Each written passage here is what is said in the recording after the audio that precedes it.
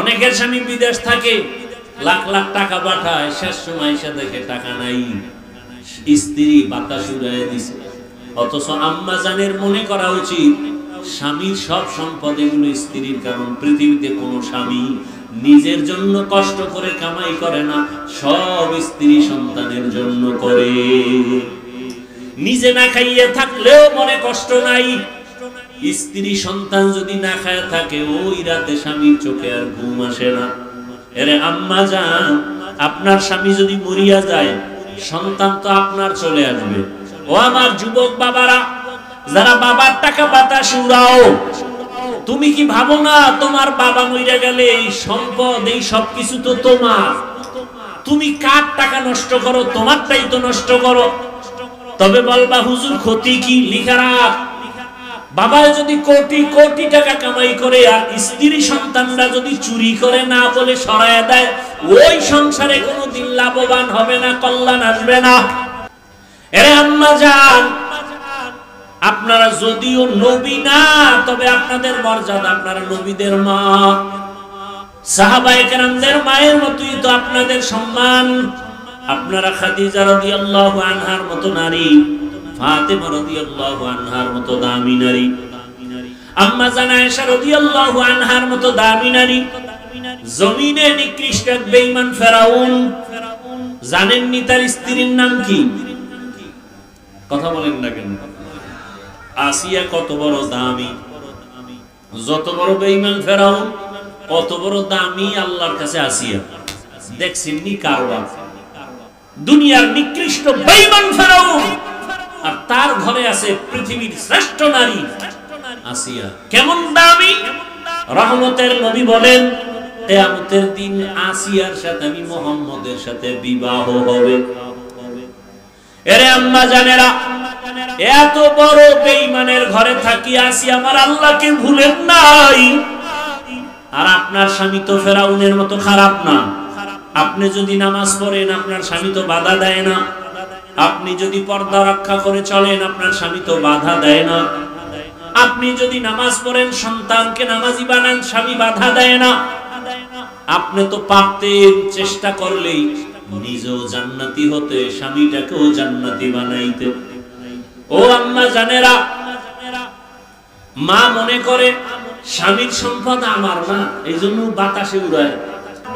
তাহলে নিজের বাবার ক্ষতি নিজে করলি। বাবায় মরিয়া গেলে সংসার তো তোমার হাতে নিতে হবে, বাবার ব্যবসা বাণিজ্য তোমাকে মেনটেন করতে হবে। এই চিন্তা যদি যুবকেরা করত, বাবার একটা টাকাও মোবাইলে গুনায় খরচ করত না। ও যুবক বাবা, আমি তোমাকে আবারও বলছি, তুমি আমার মতো হুজুর হও বলি না, বরং তুমি যে লাইনে থাকো 5 ওয়াক্ত নামাজ পড়ো, মনের বুঝাও মন। জীবনে কত নামাজ ছাড়লাম, মনে চাইছে গান শুনবো শুনছি, মনে চাইছে সারা রাত মোবাইল চালাবো চালাইছি, মা বাবায় বাধা দিছে শুনি নাই, মনে চাইছে পার্কে যাব দৌড়ায় গেছি, মনে চাইছে কক্সেস বাজারে যাব দৌড়ায় গেলাম। গুনাহ করতে করতে করতে করতে এখন আমার গুনাহ ছাড়া কিছুই দেখি না। এখন কয়দিন আর চলবো? আমার পাশের কত যুবক দেখি নামাজ পড়ে, আমার লাইনের কত বন্ধু যুবক দেখি এরা ব্যবসা করে নামাজ পড়ে, চাকরি করে নামাজ ছাড়ে না, গাড়ি চালায় নামাজ ছাড়ে না। আমি কেন পারবো না? আল্লাহ যদি হেদায়েত রাখেন তওবা করো। ও আল্লাহর কাছে মনে মনে বলো, হে মালিক, জীবনে বহু নামাজ ছাড়লাম, বহু বেপরদায় চললাম। ও আল্লাহ, কেউ জানে না, তুমি জানো কত গুনাহ করেছি। দরওয়াজা জানালা বন্ধ করে গুনাহ করেছি, মোবাইলের দিকে তাকায় তাকায় চোখের গুনাহ করেছি, জবানের গুনাহ করেছি, কানের গুনাহ করেছি, হাতের গুনাহ করেছি। দুনিয়াতে টাকার বাহাদুরেরাও এক এক এতিম হইয়া চলে গেল, টাকা তার কবরে গেল না, টাকা তাকে বাঁচাইতে পারলো না। যমুনা গ্রুপের মালিক করোনায় মরে গেছে, বাঁচাইতে পারে নাই। আজকে তার টাকা পয়সা সব আছে, কিন্তু বিদায় বেলা 3টা সাদা কাফনের প্যাকেট হয়ে চলে গেল। আমার মাওলার কোরআন সত্য, কোনো সন্দেহ নাই। ওই কোরআনে যা আছে তাও সত্য। গুনাহগারের জন্য জাহান্নাম, নেক আমলওয়ালাদের জন্য জান্নাত। আল্লাহ ওয়াদা করেছেন, গুনাহ থেকে এখনো সময় আছে, তওবা করো। ও যুবক বাবারা, পর্দার আড়ালের মা বোনেরা, আপনার মতো কত মা এই এলাকায় এখনো তালাশ করলে পাবেন। বেপরদায় চলে না, নামাজ ছাড়ে না, স্বামীর মাল নষ্ট করে না, স্বামীর মাল হেফাজত করে, নামাজ পড়ে, পর্দা করে, সন্তানগুলোকে আদর্শ ডাক্তার বানাবার ফিকির করে, মেহনত করে। আম্মা জান, আপনারা কেন পারবেন না? একটা ভালো সন্তানের মা হইয়া কবরে যাবেন, সন্তানটাকে আদর্শ ডাক্তার বানান, সন্তানটাকে আদর্শ ইঞ্জিনিয়ার বানান। আদর্শ বলতে রহমতের নবীর আদর্শ, কারণ নবীর আদর্শ পাক, নবীর আদর্শ ছাড়া ভিন্ন সমস্ত আদর্শ না পাক। ওই নবীর আদর্শওয়ালা ইঞ্জিনিয়ার যদি বানাইতে পারেন, ওই ইঞ্জিনিয়ার দুনিয়ার কাজ করবে, কোরআন পড়বে, নামাজ পড়বে, মা বাবার জন্য দোয়া করবে। এখনো সময় আছে, তওবা করেন, আল্লাহর কাছে মনে বলে বলেন, হে আল্লাহ, আর নামাজ ছাড়বো না, আর দাড়ি কাটবো না, বেপরদায় চলবো না, মা বাবাকে কষ্ট দিব না। ওলামায়ে কেরামের পরামর্শ, দোয়া নিয়া নবীর আদর্শ মেনে জীবনটাকে চালাবো। ব্যবসা করি, চাকরি করি, লেখাপড়া করি, আর নামাজ ছাড়বো না, ওলামায়ে কেরামের সাথে বেয়াদবি করব না, নবীর সুন্নাত অনুযায়ী জীবনটাকে ধন্য করব। তওবা করার মতো যদি কারো অন্তর তৈরি হয়, নিয়ত হয় মুনাফিকি না থাকে, খাঁটি তওবার নিয়ত যাদের আছে, দুটো হাত আমার আল্লাহকে দেখাইয়া দেই। আয় আল্লাহ, হাতগুলো কবুল করে নেই। ইন্না আউওয়ালা বাইতিন মুজিআ লিন-নাস লাল্লাযী বিবাক্কাতা মুবারাকান ওয়া হুদা, মুবারাকান ওয়া হুদাল লিল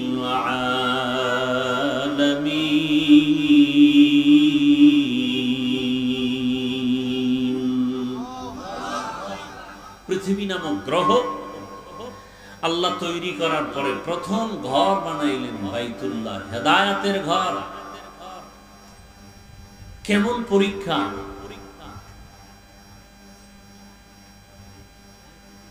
বাইতুল্লাহ তাওয়াফ করতেছে, কে ধনী, কে গরিব, কে শিক্ষিত, কে অশিক্ষিত, কে আলেম, কে মূর্খ, কে পীর, কে মুরিদ, কে রাজা, কে প্রজা, সব একই পোশাকে ঘুরতেছে। সবার আওয়াজ একটা, লাব্বাইক আল্লাহুম্মা লাব্বাইক, লাব্বাইক লা শারীকা লাক লাব্বাইক, ইন্নাল হামদা ওয়ান নি'মাতা লাকা ওয়াল মুলক লা শারীকা লাক। রিকশাওয়ালার কি আওয়াজ, কর্মচারীও এই আওয়াজ দিতেছে। কর্মচারীর পোশাকটাও যেমন, মালিকের পোশাকটাও তেমন। ইমাম সাহেব যেই পোশাক পরেছেন, মুক্তাদিরাও একই পোশাক। ইমামের সম্মানের জন্য যে তুমি টুপি পরে লও, বলে যদি টুপি পরো তোমার এই তাওয়াফ চলবে না, উমরা তোমার চলবে না, হজ চলবে না। সব আল্লাহর মহব্বতের আশিক হয়ে যাও। কি হয়ে যাও? আশিক। এই যে আমি বলছি আল্লাহর কি হও, বলেন না কেন? এটা কোনো দোষের কথা? এটারে বাংলায় যদি বলি সব পাগল হয়ে যাও, তো কেউ কেউ মন্তব্য করবে ভিন্ন কথা, ঠিক নেই? অথচ সমস্ত আল্লাহর ওলি যারা, আহলুল্লাহ যারা, সবাই একমত, জমিনে যত মানুষ আছে সব মানুষ পাগল। সব মানুষ, এমন কেউ নাই যে পাগল নাই, তবে কোয়ালিটি আলাদা। কেউ টাকার পাগল, কেউ ক্ষমতার পাগল, কেউ চেয়ারের পাগল, কেউ নারীর পাগল, কেউ গাড়ির পাগল, কেউ বাড়ির পাগল, ঠিক নেই? যে ক্ষমতার চেয়ারের পাগল, সে নামাজে দাঁড়াইয়াও ক্ষমতা, ক্ষমতা, ঘুমের মধ্যেও ক্ষমতা। যে টাকার পাগল, তার 24 ঘন্টা জিকির আর ফিকির টাকা। যে নারীর পাগল, তার 24টা ঘন্টার প্রতিটি মুহূর্ত জিকির আর ফিকির নারী। এই সব পাগলের মধ্যে একটা শ্রেষ্ঠ পাগল হলো এরা আল্লাহর পাগল। কার পাগল? টাকার পাগলেরা 24 ঘন্টা টাকা, ক্ষমতার পাগল যারা 24 ঘন্টা ক্ষমতা। হালাল বুঝে না, হারাম বুঝে না, ইনসাফ বুঝে না, জুলুম বুঝে না, ক্ষমতা চাই। আছে না নাই? আর যারা আল্লাহর পাগল, এরা 24 ঘন্টা শুধু আল্লাহকে নিয়েই থাকেন। জিকির করলেই শান্তি, তেলাওয়াত শুনলে কলিজা ঠান্ডা, আজান শুনলে মনে শান্তি। এরা কার পাগল? আল্লাহর পাগল। এই এতগুলো পাগলের মধ্যে কোন পাগল ভালো? হ্যাঁ, আল্লাহ কবুল করে। তো বাইতুল্লাহ এমন একটা ঘর, একই পোশাকে সবাই ঘুরে, কোন ক্লাস ভাগ নাই, ক খ গ গ্রুপ নাই, আবার আওয়াজও সবার চাওয়া একই সিস্টেম। আবার দেখছেন কত কঠিন। বড় বুজুর্গ মানুষ রাস্তা দিয়ে যখন হাঁটেন, চেহারার উপরে রুমাল দিয়ে হাঁটেন, নজর যেন বেগানার দিকে না পড়ে। কিন্তু বাইতুল্লাহর কাছে তাওয়াফ যারা করে, মহিলারাও ঘুরে, পুরুষেরাও ঘুরে। কেমন কঠিন পরীক্ষা। এখান থেকেই তোমার নাম্বার উঠাইতে হবে। তোমার ডানে বামে মহিলারাও ঘুরতেছে, তারাও লাব্বাইক বলতেছে, তুমিও লাব্বাইক বলতেছো। এখান থেকে কারো আল্লাহর মুলাকাতের রাস্তা ওপেন হয়ে যাবে। এখানেই কঠিন পরীক্ষা।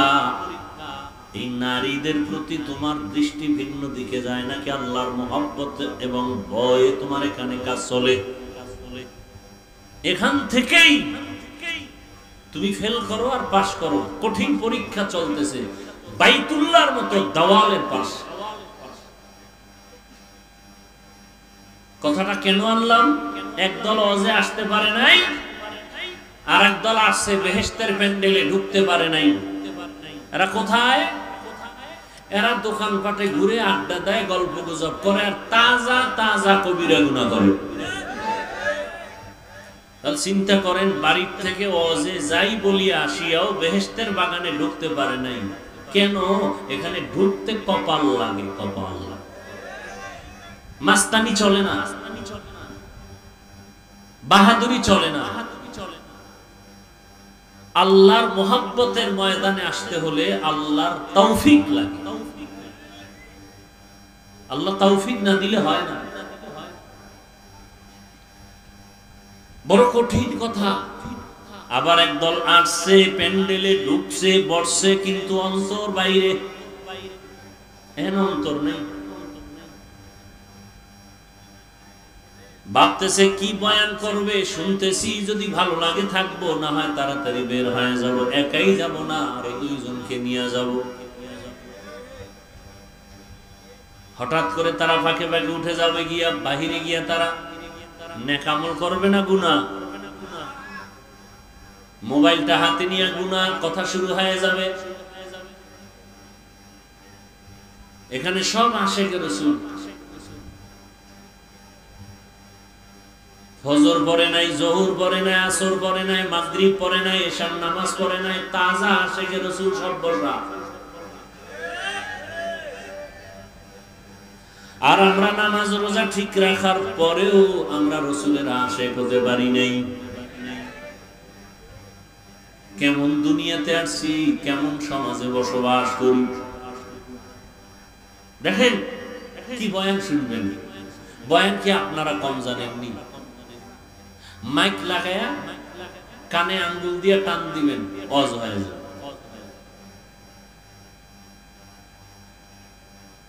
এখানে যারা আপনারা বসছেন সবাই আমরা মুসলমান। সবাই আমরা কি বলেন তো? আপনাদের আল্লাহ আমার আল্লাহ দুই না এক? সবাই একমত? আপনাদের নবী আমার নবী? বুঝে শুনে বললেন। আপনাদের কালেমা আমার কালেমা, আপনাদের কোরআন আমার কোরআন, আপনাদের কাবা আমার কাবা, আপনাদের ধর্ম আমার ধর্ম। দুনিয়াতে আসছি, সিস্টেম সবার এক নাকি আপনারা লঙ্গি পরে আসছেন? বিদায় বেলা যেদিন আজরাইল আসবে সেদিনও আপনার আমার হালাত এক। মরণকালে আপনাকেও 3টা সাদা কাফন দেয়া হবে, আমাকেও 3টা সাদা কাফন দেয়া হবে। আমি বক্তার সম্মানে একটা কাফন কেউ বাড়াবেও না, গরিব রিকশাওয়ালা মারা গেলে একটা কাফন টাকা কমের কারণে, গরিব হওয়ার কারণে একটা কাফন কেউ কমাইয়াও দেবে না। কালারও কিন্তু আলাদা, কাফনের কালার। তাবলিগওয়ালাদের কালার একরকম, পীর সাহেবদের কালার আর এক রকম। কে ধনী, কে গরিব, কে আলেম, কে মূর্খ, কে তাবলিগ, কে কওমি, কে আলিয়া, তুমি যত বড় বাহাদুরি দেখাও না কেন, সবার মরণকালে কাফনের কালারও হবে সব এক। কাফনের উপরে লেখা থাকবে কোটিপতির লাশ, বড় হুজুরের লাশ। মাস্তানি তো কবরে যাওয়ার আগেই শেষ। কাফনে ঢোকা মাত্রই আমি যে এত বড় বাহাদুর, কাফনে ঢোকার পরে কে গরিব কে ধনী লেখা থাকবে, তাহলে কবরে যাওয়ার আগেই বাহাদুরি ফিনিশ। এখন আমি দাবি করি আমি বড় বক্তা, আমি বড় টাকাওয়ালা, আমি বড় ক্ষমতাওয়ালা মাস্তান। মরণকালে কাফনে ঢোকার পর কে বড় আলেম, কে ছাত্র, কে পীর, কে মুরিদ, কে শিক্ষক, কে ছাত্র, কোনো ভেদাভেদ থাকবে না, সব একাকার। কবরের সাইজও হবে নাকি আপনাদের এলাকার কবর একটু বড়? কবরের সাইজ, দাফন দিয়া মাটি দিয়া সব যখন চলে যাবে, প্রশ্ন কবরে হবে তাও সবার বেলায় তিনটা, তাও এক। রবের পরিচয় দাও, ধর্মের পরিচয় দাও, রাহমাতুল লিল আলামিনের পরিচয় দাও। আমাকেও এই প্রশ্ন, আপনাদেরও নাকি আলাদা? কি বুঝলেন? আপনার আমার আল্লাহ এক, নবী এক, কোরআন এক, কাবা এক, ধর্ম এক, কালেমা এক, আশা এক, কাফন এক, কালার এক, কবর এক, সাইজও এক, জানাজার সিস্টেমও এক, কবরের প্রশ্ন এক। অথচ দুঃখ, আমি টুপি খুলতে চাই না, তুমি টুপি মাথায় দিতে চাও না। কেন? তুমি ভিআইপি মুসলমান।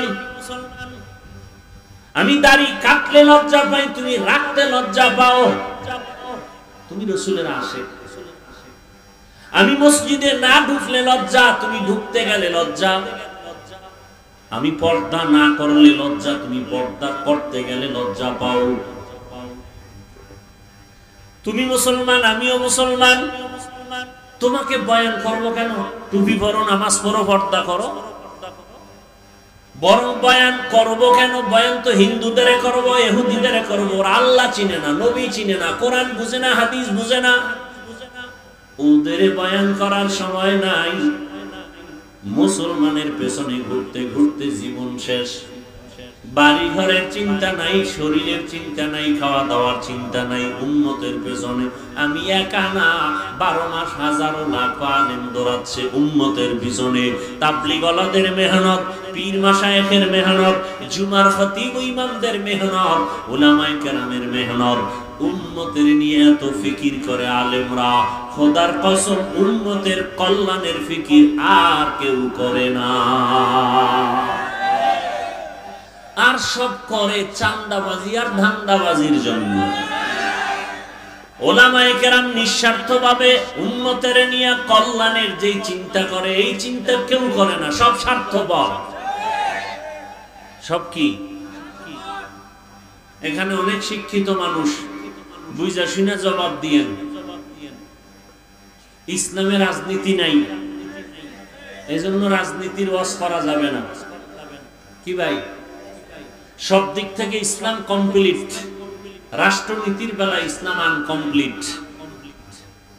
সব সমাধান ইসলাম বা কোরআনে আছে, রাষ্ট্রের ব্যাপারে সমাধান ইসলাম কোরআনে নাই। এদিক থেকে কোরআন শরীফ দুর্বল।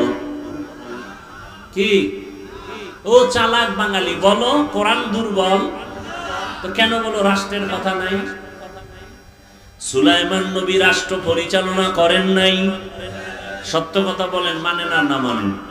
ইউসুফ নবী মিশরের অর্থমন্ত্রী ছিলেন না, এ ঘটনা কি কোরআনে নাই? রহমতের নবী রাষ্ট্র পরিচালনা করেন নাই?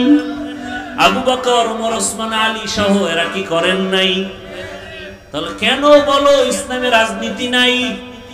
যদি বলো 1 মিনিটের জন্য মেনে নিয়ে বলবো, ওয়াজের প্যান্ডেলে যদি বক্তা রাজনীতির বয়ান করতে না পারে তো রাজনীতির নেতা হইয়া বক্তব্য দেওয়া হয় কেন? নিজের বেলায় কুরু কুরু, অন্যের বেলায় মাকরু। মুমিনকে বেরিয়ে আসতে হবে। দুনিয়ার সবাই করে পচা রাজনীতি, আল্লাহর রাসূল শিখাইছেন পবিত্র রাজনীতি। কেমন পবিত্র? মালিক যেই প্লেটে খাবে গোলাম সে একই প্লেটে খাবে। কর্মচারীর ঘাম ঝরার আগে বেতন দাও। আর পচা রাজনীতি কি করে? বেতন বন্ধ মিছিল করবি, পুলিশের পিডা খাবি, তারপরে হাত পাবি। এলো পচা রাজনীতি। ইমাম সাহেব ইমামতি করবেন, কোন রাজনীতি করা যাবে না, দল করা যাবে না। যদি এটাই সত্য হয় তাহলে কমিটির মধ্যেও কোন রাজনীতির ব্যক্তি থাকতে পারবে না। কি বৈষম্য বিরোধী? কই এই চালাকি কত? হ্যাঁ, বর্তমানে ওলামায়ে কেরামদের মধ্যে বাংলাদেশে এখনো জনগণের দায়িত্ব নিয়ে আছে না নাই? চেয়ারম্যান আছে না? খবর নিয়ে দেখেন, মনে হয় যেন তারা দুনিয়াতেই বেহেশতের ঘ্রাণ পাইতেছে। আলেম ওলামারা উম্মতের দায়িত্ব নিলে কিছু হোক বা না হোক উম্মতের উপরে জুলুম হবে না। আল্লাহ হেদায়েত দান করুন। ভাইরা আমার, তবে কপাল বড় খারাপ। সেদিন ওই উমরা সফরে রিয়াদের বাংলাদেশি প্রবাসীদের বলে আসলাম, বাবারা বাংলাদেশে এমন এক সুযোগ আইছে যা জীবনে আয়নায় আর আসবে কিনা জানা নাই। আমি বললাম যতটা খুশি এর থেকে আরো কঠিন হালাত। আগে যত দোয়া করছেন এর থেকে বেশি করেন, আরো বেশি দোয়া করেন, কারণ মানুষ খুশিতে অন্যায় বেশি করে, বেপরোয়া হয়ে যায়, কথার ব্যালেন্স থাকে না, চলাফেরার ব্যালেন্স থাকে না। আপনাদের বেশি দোয়া করা উচিত উলামায়ে কেরাম এক হওয়ার জন্য। বেশি দোয়া করা উচিত। এক হয় না কেন? আপনাদের কারণে। আপনারা দোষ দেন না আমগো, আসল ভেজাল আপনাদের মধ্যে। ফেসবুকে আলেমদের বিরুদ্ধে লেখালেখি যেদিন বন্ধ হবে সেদিন ওলামায়ে কেরাম এক ময়দানে আসে। ওলামায়ে কেরামের বিরুদ্ধে পরস্পরে লেখালেখি ফেসবুকে যতদিন বন্ধ হবে না ততদিন এই জাতির কপাল খুলবে না। আর আপনি বিসমিল্লাহ পারেন না, আউযুবিল্লাহ পারেন না, আলেমের বিরুদ্ধে আপনি কলম ধরেন, এত বড় দুঃসাহস আর বেয়াদবি করার সাহস আপনাকে কে দিয়েছে? আমি তো সারা বাংলাদেশে বলি, বুক ফুলায় বলি, যারা আলেমের বিরুদ্ধে লেখে ওরা মা বাবার অভিশপ্ত সন্তান, ওরা মা বাবার সুসন্তান নয়। আল্লাহ হেদায়েত দান করুন।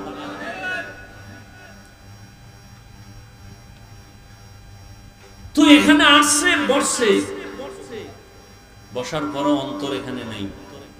কার অন্তর বাইরে, কার অন্তর মোবাইলে আছে না নাই? ভালোবাসার মানুষগুলো কি মোবাইল নিয়ে ব্যস্ত থাকতে পারে? ভালোবাসার মানুষ পাইলে তাহলে বোঝা গেল ভালোবাসার মাঝখানে কালো দাগ আছে। এরপর কোন যুক্তিবাদী বলবে, ভাই মোহাব্বতে না রেকর্ড করি, তোমার কাম তো মিডিয়াওয়ালারা করে, তুমি তো আকাম করতেছো বয়ে বয়ে। দুনিয়ার সব আলেম একমত, অকারণে অনর্থক ছবি উঠানো কবিরা গুনাহ হারাম। পৃথিবীর কোন আলেমের কথার বিপরীত কোন শব্দ উচ্চারণ করার সাহস নাই। অকারণে এমনি ছবি উঠানো কবিরা গুনাহ হারাম। এরপরও মিডিয়াওয়ালারা রেকর্ড করতেছে, এখান থেকে ডাউনলোড করে নিয়ে নিলেই তো হবে সকালবেলা। নিজে মোবাইলের দিকে নজর দিয়া না বয়ানের সাথে তার সম্পর্ক আছে। এরপরে বয়ানের পরে যদি মোবাইলটা হারায় যায় তা আমও গেল, সালাও গেল। অথচ যদি অধীর আগ্রহে বসে মহব্বত নিয়ে দুইটা কথা শুনে, হতে পারে দিল নরম হয়ে যাবে, হেদায়েতের দরজা খুলে যাবে। আল্লাহ সবাইকে কবুল করেন। তা আপনাদের কষ্ট হয়, কিছুক্ষণ আপনারা বসলে আমি আলোচনা চালাবো, কারণ আল্লাহ চাইলে হবে, আল্লাহ না চাইলে হবে না। আর আল্লাহ চাইবেন কার বেলায়? যে চেষ্টা করবে। ওয়াল্লাযীনা জাহাদু ফীনা লানাহদিয়ান্নাহুম সুবুলানা ওয়া ইন্নাল্লাহা লামাআল মুহসিনিন।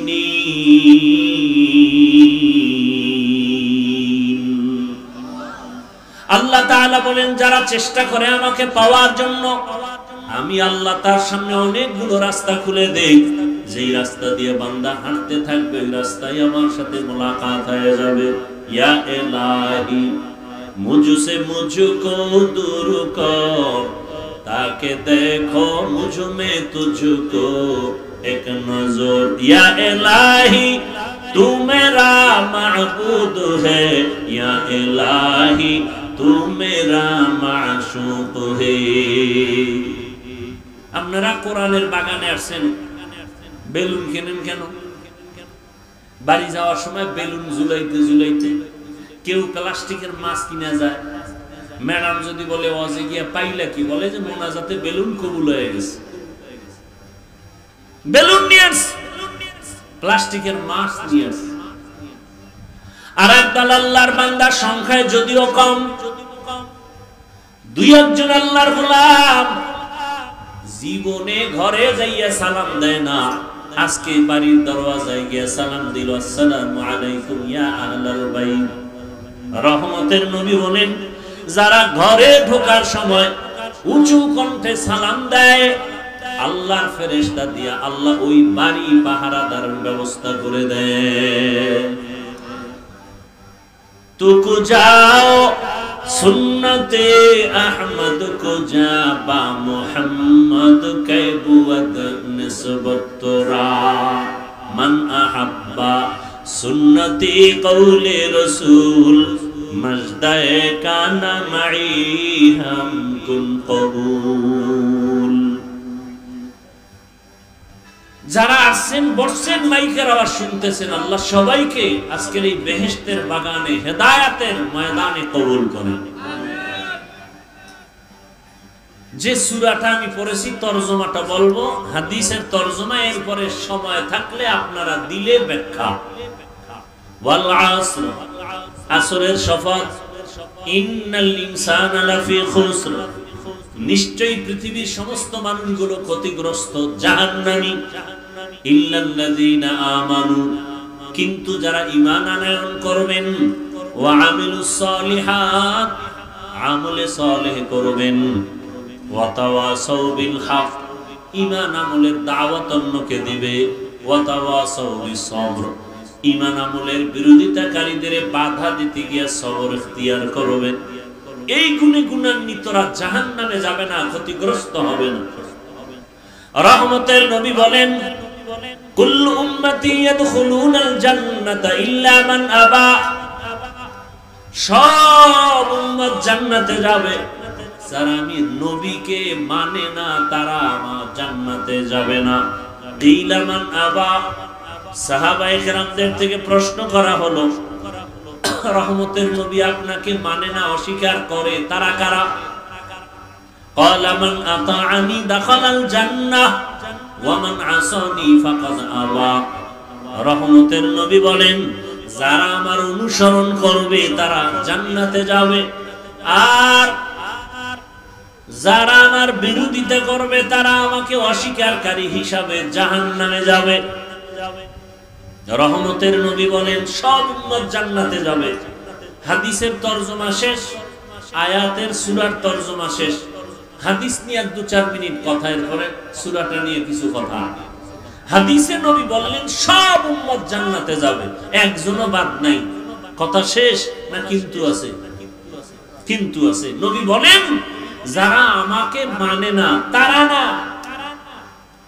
সাহাবায়ে কেরামদের মধ্যে কেউ বললেন, ইয়া রাসূলুল্লাহ আপনাকে মানে না তারা কারা? খুব খেয়াল করবেন। সাহাবায়ে কেরামরা প্রশ্ন করা মাত্র রহমতের নবী বলেন, যারা আমার অনুসরণ করবে তারা জান্নাতে যাবে, আর যারা আমার বিরোধিতা করবে তারা আমাকে না মানার কারণে জাহান্নামে যাবে। নবীজি জবাব দিলেন, যারা আমার অনুসরণ করবে তারা জান্নাতি। এই কথার দ্বারা বোঝা যায় যারা নবীর অনুসরণ করবে না তারা কি? জাহান্নামী। কিন্তু হাকিকতে কথাটা এমন না যে রাসূলের অনুসরণ করবে সে জান্নাতি, যে অনুসরণ করবে না সে জাহান্নামী। কথাটা এমন না। কেমন? যে রাসূলের অনুসরণ করবে সে জান্নাতি, আর যে বিরোধিতা করবে সে জাহান্নামী। তাহলে অনুসরণ না করা আর বিরোধিতা করা এটা এক না। যেমন এই প্যান্ডেলে বহু আল্লাহর বান্দা আছে, আমি যদি ডান দিক থেকে একজন যুবককে জিজ্ঞাসা করি, এই যুবক তুমি নামাজ পড়ো না কেন? যুবক বলে, হুজুর নামাজ দরকার, চেষ্টা করি পারি না, দোয়া করবেন। কি বোঝা গেল? সে নামাজ না পড়লেও অন্তরে আগ্রহ আছে না নেই? তাহলে সে কি রাসূলের দুশমন? না। বাম দিক থেকে যদি একটা যুবকেরা জিজ্ঞাসা করি, বাবা নামাজ আদায় করো না কেন? কয় নামাজ না পড়লে অসুবিধা কি? এরকম আল্লাহর আশিক নাই? বলে নামাজ না পড়লে অসুবিধা কি? কি বুঝলেন? তার কথা আগ্রহ আছে? আগ্রহ নাই, বরং অনীহা। অতএব নবীর অনুসরণ করে না এরা জাহান্নামে যাবে, কথাটা এমন না, বরং বিরোধিতা যারা করে তারা জাহান্নামে যাবে। একজনে নামাজ পড়ে না আর একজন নামাজ পছন্দ করে না, দুইজন কি এক? যে নামাজ পড়ে না সে মুমিন, যে নামাজ পছন্দ করে না সে বেঈমান। যে টুপি পরে না সে মুমিন, যে টুপি পছন্দ করে না নবীর আদর্শের বেঈমান। যে হালাল মতো চলে না সে মুমিন, কিন্তু যে হালালটাকে পছন্দ করে না সে বেঈমান। যে আল্লাহর কোরআনের রাজনীতি করে না মুমিন, কিন্তু ইসলামের রাজনীতি নাই যদি বলে বেঈমান। ব্যবধান আছে না নাই? এটা বুঝারও তো মাথা নেই, মেমোরি নষ্ট হয়ে আছে আমাদের। ইসলামী রাজনীতি না করা আর অপছন্দ করা এক না। আল্লাহ বুঝার তৌফিক দান করলেন। যে সূরাটা আমি পড়লাম, আমার ধারণা মতে এখানে সবাই এই সূরাটা পারেন। সূরাটার নাম কি একবার বলবেন? ঘরের মা বোনেরাও এই সূরাটা শুনতে শুনতে মুখস্থ হয়ে গেছে। তরজমা বলে ফেলছি, সংক্ষেপ কিছু ব্যাখ্যা। আল্লাহ তাআলা সূরাটার শুরুতে কসম করেছেন, শপথ করেছেন, ওয়াল আসর, আসরের শপথ। আল্লাহ শপথ করলেন কেন? শুধু এখানে না, অনেক জায়গায়। ওয়াত্তিনি ওয়াজ-যাইতুন ওয়া তুরি সিনিন ওয়া হাযাল বালাদিল আমিন। তিনের কসম, যাইতুনের কসম, তুরে সিনার কসম, নিরাপদ শহর মক্কা নগরীর কসম। আল্লাহ বারবার কসম করেন, ওয়াশ-শামসি ওয়া দুহাহা ওয়াল কমারি ইযা তালাহা ওয়ান নাহারি ইযা জাল্লাহা ওয়াল লাইলি ইযা ইয়াগশাহা ওয়াস সামাই ওয়া মা বানাহা ওয়াদ দুহা ওয়াল লাইলি ইযা সাজা মা ওয়াদ্দাআকা রাব্বুকা ওয়া মা ক্বালা। আল্লাহ বারবার কসম কাটলেন কেন? আমরাও পরস্পরে কসম করি না কেন? এক ভাই আমার কথাটা অবিশ্বাস করলো, আমি শপথ করে বললাম কথাটা আসলে এমন কসম। আমি যখন কসম খেয়ে বলছি তখন বলে আর সন্দেহ করলাম না, মেনে নিলাম। আমরা মানুষ কসম করি সন্দেহ দূর করার জন্য। আমার রব কোরআনে কসম করেছেন, আল্লাহর কোরআনে কি সন্দেহ আছে নাকি? আছে?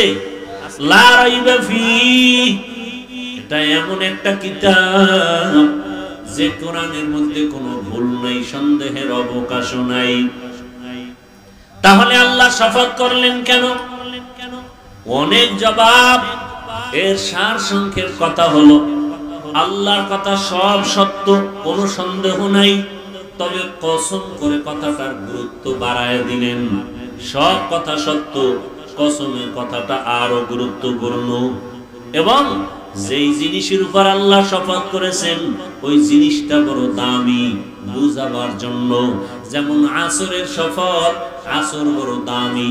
তিনের শপথ, তিন বড় দামি। জৈতুনের শপথ, জৈতুন বড় দামি। আসমানের শপথ, আসমান বড় দামি। রাতের শপথ, রাত বড় দামি এক সম্পদ। দিনের শপথ, দিন বড় দামি সম্পদ। আল্লাহ বুঝাবার জন্য কসম করেছেন। আল্লাহ আসর, আসরের শপথ, আসর বড় দামি। বলে কেমন দামি? কেমন দামি? চার মাযহাবের চার ইমামের একজন ইমাম, ইমাম শাফিঈ রাহমাতুল্লাহি আলাইহি লিখেছেন, আল্লাহ রাব্বুল আলামিন কোরআনে হাকীমের মধ্যে আম্মা জান আয়েশা রাদিয়াল্লাহু আনহার প্রসিদ্ধ বর্ণনা মতে আয়াত সংখ্যা 6666। যদি আমার আল্লাহ শুধু আল আসরে সূরাটা অবতীর্ণ করতেন আর অন্য কোন আয়াত যদি না দিতেন, আর সারা দুনিয়ার মানুষ ওয়াল আসরে সূরাটার উপরে জীবন চালাইতো, আমল করত, বিনা হিসাবে আল্লাহ জান্নাত দিয়ে দিতেন।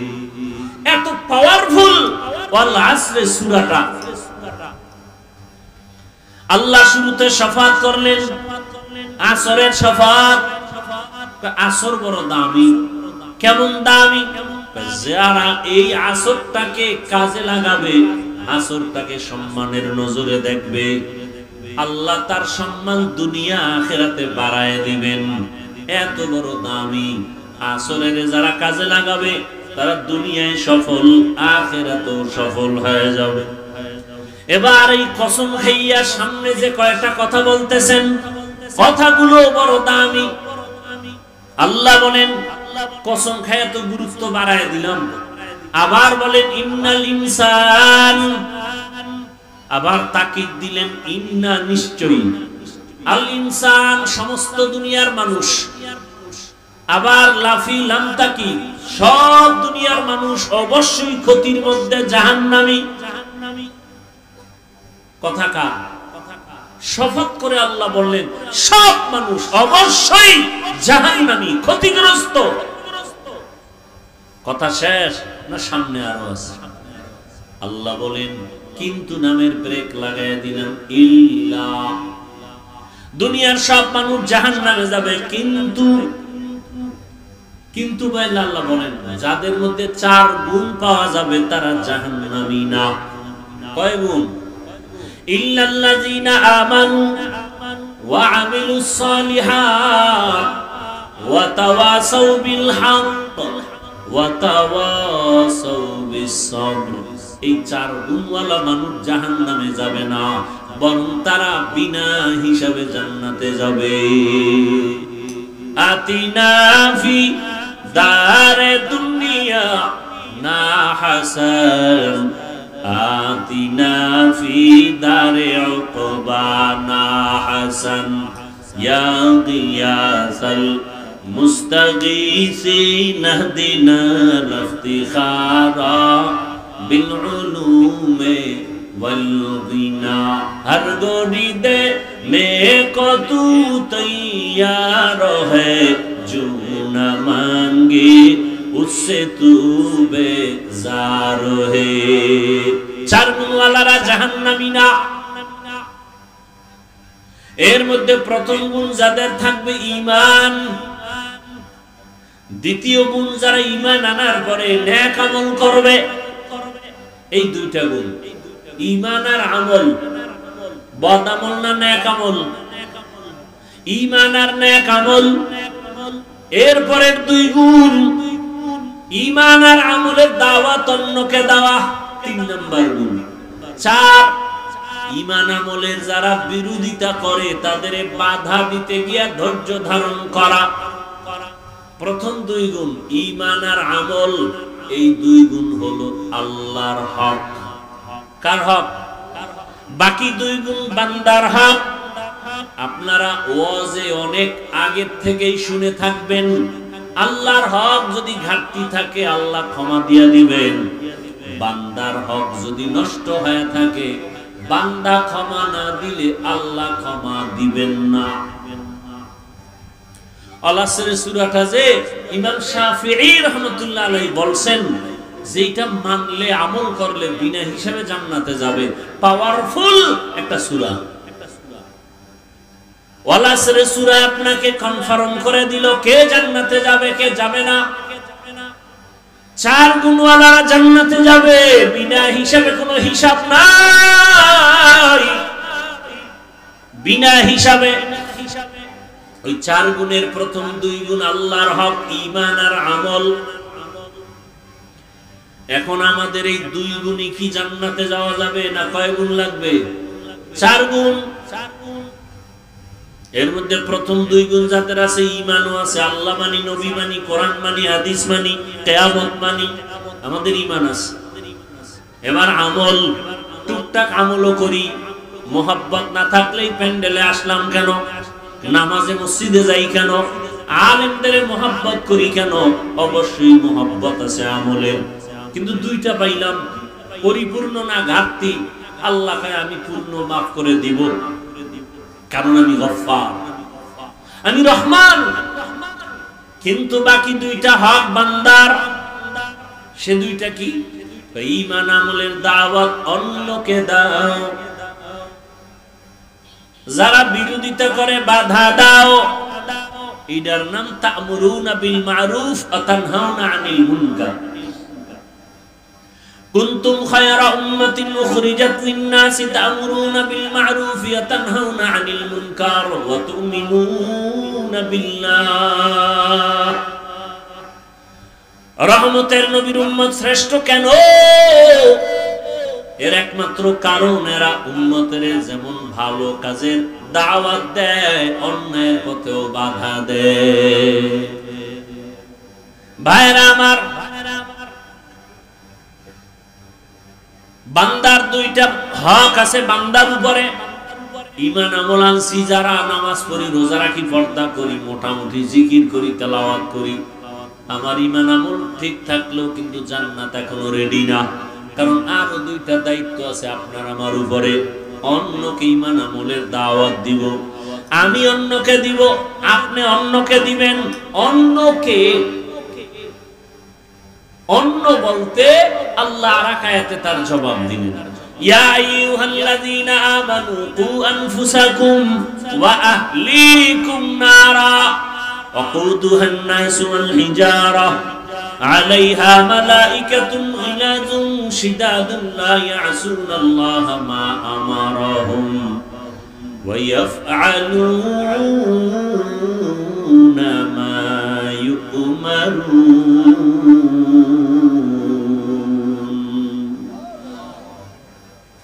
আল্লাহ বলেন, মুমিন জাহান্নামের আগুন থেকে আগে নিজেকে বাঁচাও, পরে আহালকে বাঁচাও। তাহলে আমি ঈমান আমল দিয়া জাহান্নাম থেকে বাঁচার পরে আমার দ্বিতীয় দায়িত্ব কি? আহালকে বাঁচানো। তাহলে ঈমান আমলের দাওয়াত অন্যকে দেওয়ার মানে হলো আহালকে দিব। এবার আপনার আহালকে, আমার আহালকে, প্রত্যেকজন ব্যক্তি হিসাবে আমি যদি স্বামী হই, স্ত্রী আমার আহাল। আমি যদি আলেম হই, উম্মত আমার আহাল। আমি যদি বাবা হই, সন্তান আমার আহাল।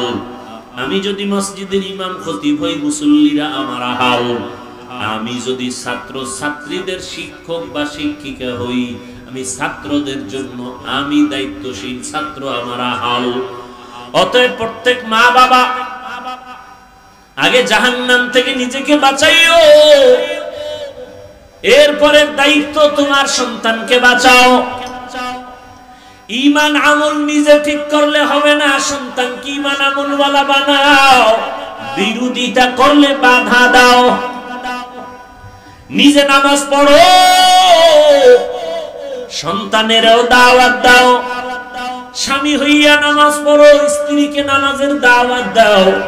রহমতের নবী বলেন, কেউ যদি রাতের বেলা ঘুমায় এশার নামাজ পড়ে, আবার যদি ঘুম থেকে উঠিয়া ফজরের নামাজ আদায় করতে গিয়া স্বামী আগে উঠছে, স্ত্রীকে পরে উঠাইছে, তাহলে স্ত্রীর নামাজের সওয়াবও স্বামী পেয়ে যাবে।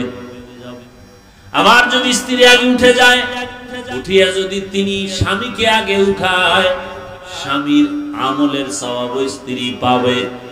নবী বলেন, বান্দা এশার নামাজ পড়ে ঘুমাইয়া ফজরে উঠে যদি আবার নামাজ আদায় করে, ঘুমের মধ্যে যেই সময়টা ব্যয় হবে এটাও নেকের পাল্লায় ওজন করা হবে।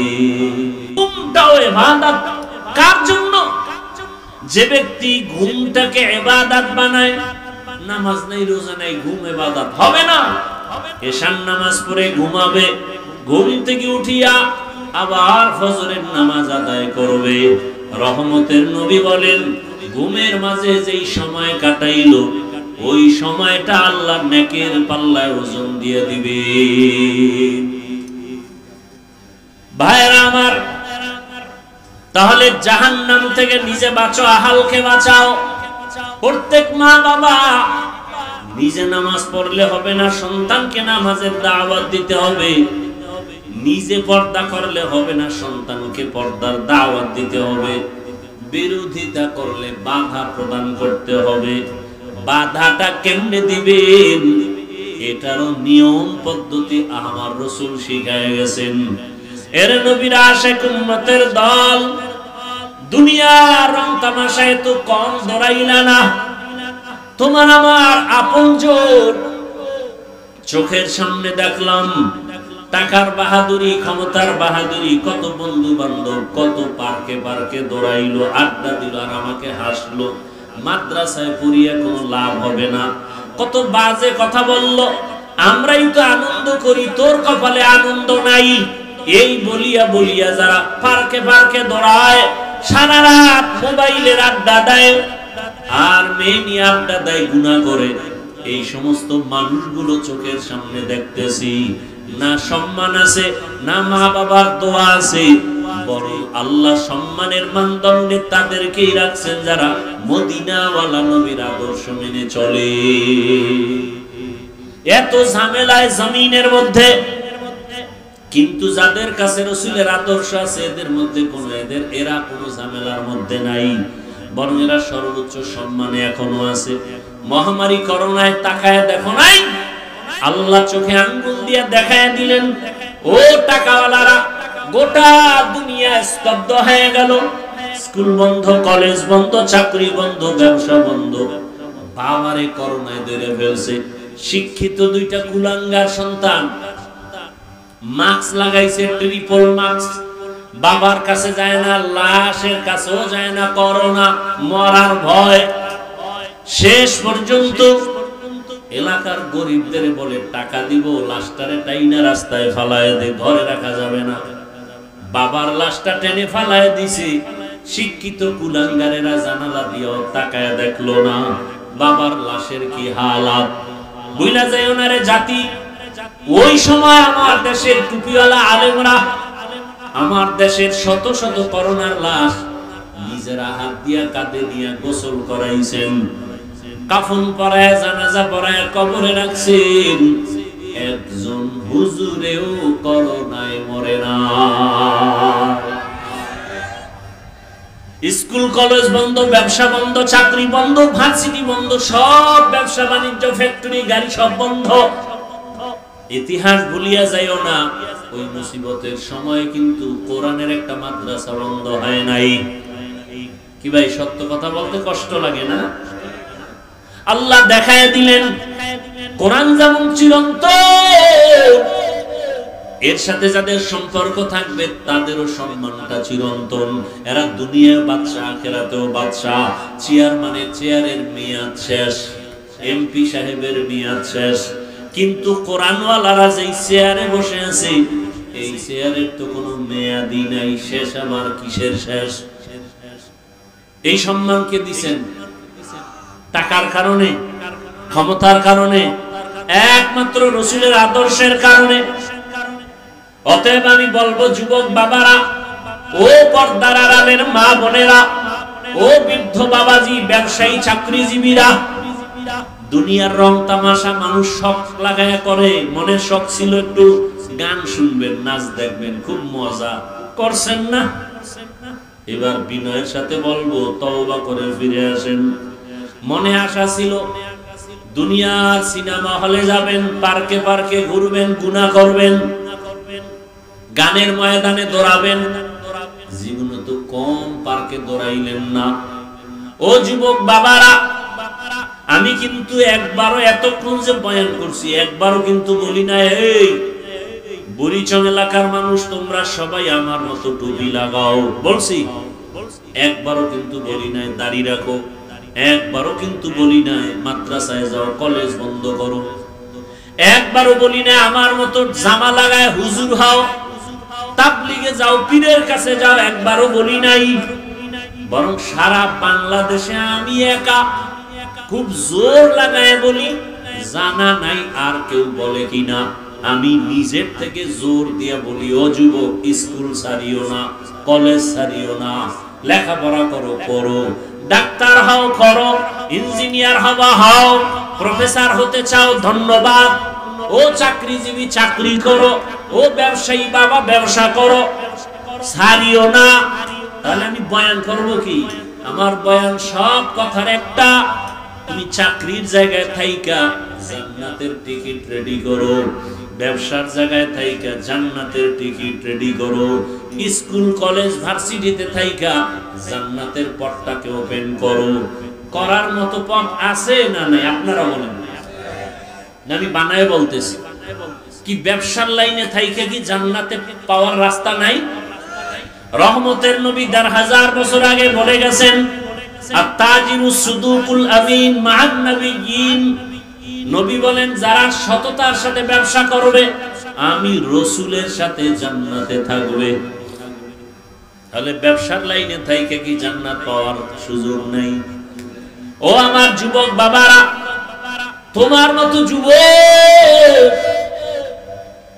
জীবনে মাদ্রাসায় পড়ে নাই, আলিফ বা তাও শিখে নাই, এমন যুবক স্কুলে পড়ে, কলেজে পড়ে, ব্যবসা করে, চাকরি করে, ৫ ওয়াক্ত নামাজ পড়ে নাই। ভাই সত্য কথা স্বীকার করেন। তাহলে আমি কেন বলবো কলেজে পড়লে জাহান্নামে যাবে? আমি কেন বলবো স্কুলে পড়া হারাম? না, স্কুলে পড়ুয়া কত শিক্ষক শিক্ষিকা ৫ ওয়াক্ত নামাজ পড়ে। আপনার কাছে আমার প্রশ্ন, আপনি কেন পারেন না? জবাব দেন। আপনার মতো যুবকেরা রাস্তায় গাড়ি চালায়, নামাজ পড়ে নাই, আপনি পারেন না কেন? জবাব দেন। আমার দ্বারা না দিলেও মাওলার কাছে তো দিতে হবে। ও আমার কলিজার যুবক, ডাক্তার, প্রফেসর, ইঞ্জিনিয়ার ৫ ওয়াক্ত নামাজ পড়ে এমন নাই, ব্যবসা করে নামাজ ছাড়ে না, তুমি কেন পারবা না রে বাবা? ও পর্দার আড়ালের মা বোনেরা, আপনাদের দাম কত? বর্তমানে বেঈমান, মুনাফিক এরা চিৎকার দিয়া বলে ইসলাম নারীর অধিকার দেয় নাই। অধিকারের জন্য আম্মা জানেরা রাস্তায় নামছে, মিছিল করে। আল্লাহর কসম একবার, আল্লাহর কসম দুইবার, আল্লাহর কসম তিনবার, ইসলাম ছাড়া নারীদের অধিকার সম্মান আর কেউ দেয় নাই। সব ধর্মে নারীদের উপরে করছে জুলুম, ইসলাম একমাত্র নারীর সম্মান ঠিক রেখেছে। বুঝে না? বুঝার মতো মেধা নাই, মেমোরি আছে জিবি নাই, মেমোরি আছে জিবি, যাও আছে তা হ্যাং হয়ে গেছে। আল্লাহ হেদায়েত দান করুন। পর্দার আড়ালের আম্মা জান, আপনারা কি জানেন রহমতের নবী মক্কা নগরীতে কেমন টাইমে আসছেন? যেই সময় মক্কার মানুষ নারীদের অবহেলা করে, যেই সময় কন্যা সন্তান হলে মা বাবা লজ্জা পায়, বাবা রাগ করিয়া লজ্জায় সন্তানকে জ্যান্ত মেরে ফেলে, এমন সময় রাসূল আয়েশা কন্যা হত্যা বন্ধ করালেন, নারীদের সম্মান অক্ষুণ্ণ করলেন, বিধবাদের সম্মান নবী নিজেই রক্ষা করতে গিয়া 25 বছরের যুবক,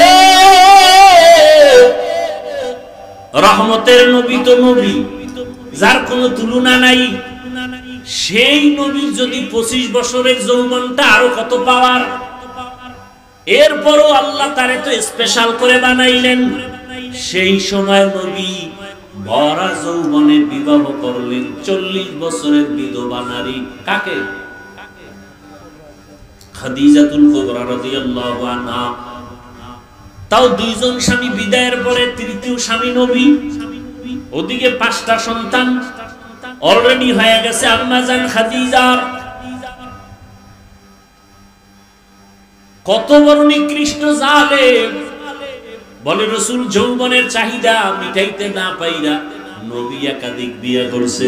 নাউযু বিল্লাহি মিন যালিক। নবীজি একাধিক বিয়ে করছেন, সেই প্রেক্ষাপট সম্পূর্ণ দ্বীন ও ইসলামের স্বার্থে, আর কোন ব্যক্তি স্বার্থ না। কেউ যদি প্রমাণ দিতে পারে যে না দুনিয়ার স্বার্থে, বয়ানের জগৎ থেকে কানে ধরে বিদায় হয়ে যাবে।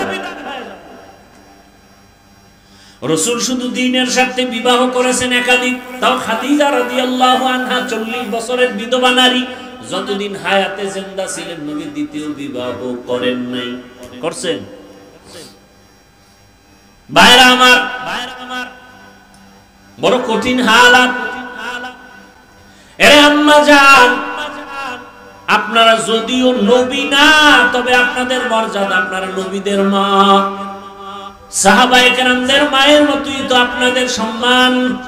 আপনারা খাদিজা রাদিয়াল্লাহু আনহার মতো নারী, ফাতেমা রাদিয়াল্লাহু আনহার মতো দামি নারী, আম্মা জান আয়েশা রাদিয়াল্লাহু আনহার মতো দামি নারী। জমিনে নিকৃষ্ট বেঈমান ফেরাউন, জানেননি তার স্ত্রীর নাম কি? কথা বলেন না কেন? আসিয়া কত বড় দামি! যত বড় বেঈমান ফেরাউন, কত বড় দামি আল্লাহর কাছে আসিয়া। দেখছেননি কারবার? দুনিয়ার নিকৃষ্ট বেঈমান ফেরাউন, আর তার ঘরে আছে পৃথিবীর শ্রেষ্ঠ নারী আসিয়া। কেমন দামি! রহমতের নবী বলেন কিয়ামতের দিন আসিয়ার সাথে আমি মুহাম্মদের সাথে বিবাহ হবে। এরে আম্মা জানেরা, এত বড় বেঈমানের ঘরে থাকি আসিয়া আমার আল্লাহকে ভুলেন নাই। আর আপনার স্বামী তো ফেরাউনের মতো খারাপ না। আপনি যদি নামাজ পড়েন, আপনার স্বামী তো বাধা দেয় না। আপনি যদি পর্দা রক্ষা করে চলেন, আপনার স্বামী তো বাধা দেয় না।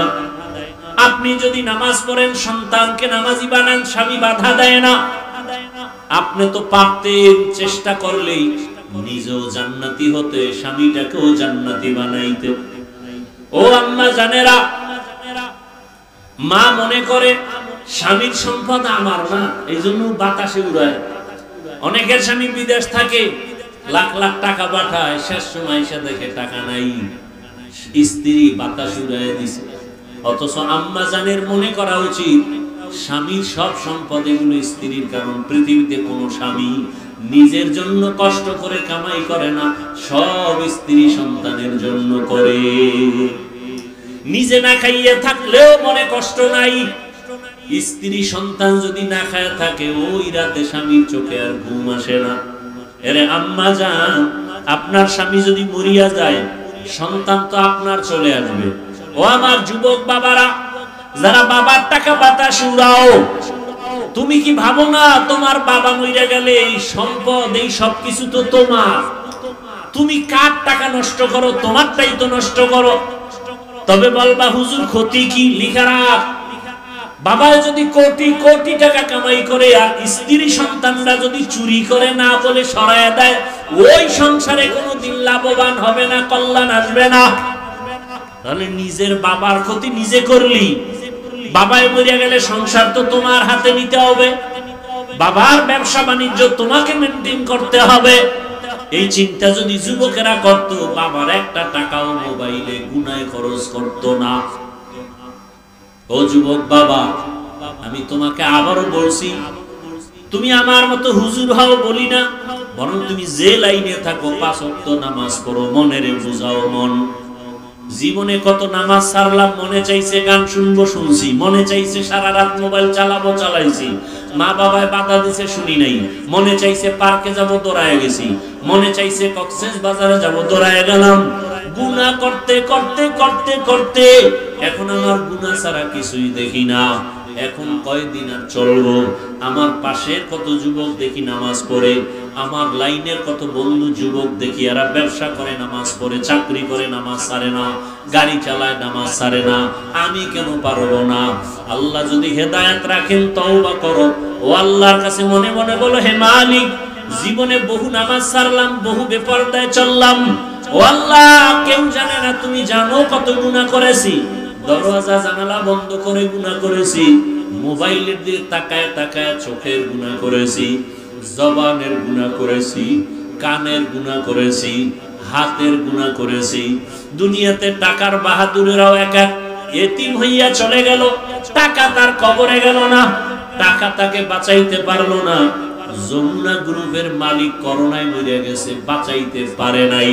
আজকে তার টাকা পয়সা সব আছে, কিন্তু বিদায় বেলা 3টা সাদা কাফনের প্যাকেট হয়ে চলে গেল। আমার মাওলার কোরআন সত্য, কোনো সন্দেহ নাই। ওই কোরআনে যা আছে তাও সত্য। গুনাহগারের জন্য জাহান্নাম, নেক আমলওয়ালাদের জন্য জান্নাত। আল্লাহ ওয়াদা করেছেন, গুনাহ থেকে এখনো সময় আছে, তওবা করো।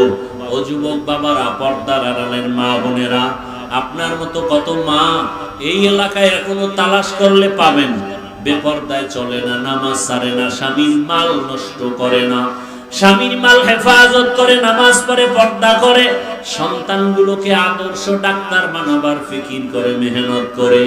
আম্মা জান, আপনারা কেন পারবেন না? একটা ভালো সন্তানের মা হইয়া কবরে যাবেন, সন্তানটাকে আদর্শ ডাক্তার বানান, সন্তানটাকে আদর্শ ইঞ্জিনিয়ার বানান। আদর্শ বলতে রহমতের নবীর আদর্শ, কারণ নবীর আদর্শ পাক, নবীর আদর্শ ছাড়া ভিন্ন সমস্ত আদর্শ না পাক। ওই নবীর আদর্শওয়ালা ইঞ্জিনিয়ার যদি বানাইতে পারেন, ওই ইঞ্জিনিয়ার দুনিয়ার কাজ করবে, কোরআন পড়বে, নামাজ পড়বে, মা বাবার জন্য দোয়া করবে। এখনো সময় আছে, তওবা করেন। আল্লাহর কাছে মনে বলে বলেন, হে আল্লাহ, আর নামাজ ছাড়বো না, আর দাড়ি কাটবো না, বেপরদায় চলবো না, মা বাবাকে কষ্ট দিব না। ওলামায়ে কেরামের পরামর্শ দোয়া নিয়া নবীর আদর্শ মেনে জীবনটাকে চালাবো। ব্যবসা করি, চাকরি করি, লেখাপড়া করি, আর নামাজ ছাড়বো না। ওলামায়ে কেরামের সাথে বেয়াদবি করব না। নবীর সুন্নাত অনুযায়ী জীবনটাকে ধন্য করব।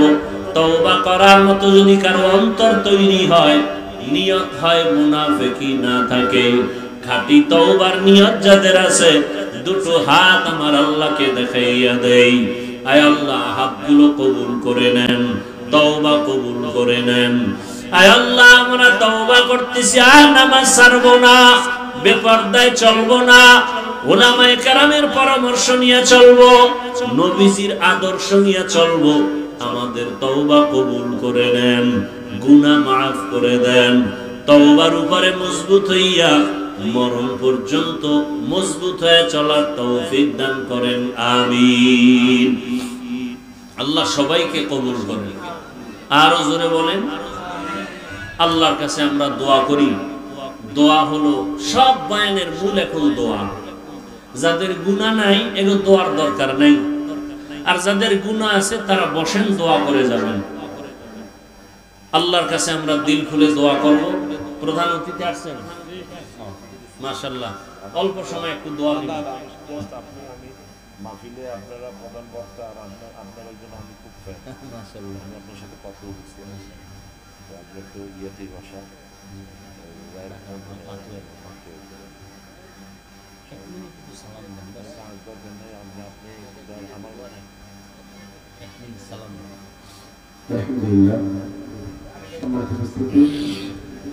সম্মানিত মুসলিমেরা, আসসালামু আলাইকুম ওয়া রাহমাতুল্লাহি ওয়া বারাকাতুহু। আজকের এই মাহফিলের